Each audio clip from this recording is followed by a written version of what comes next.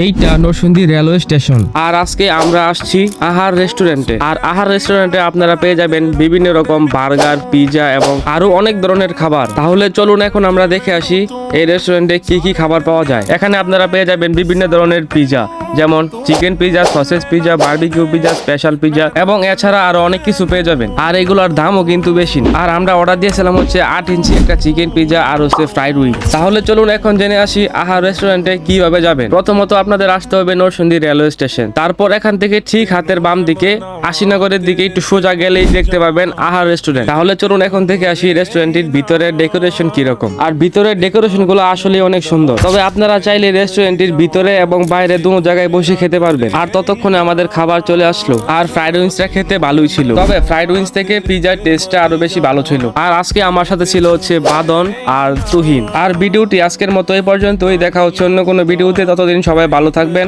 আল্লাহ হাফেজ।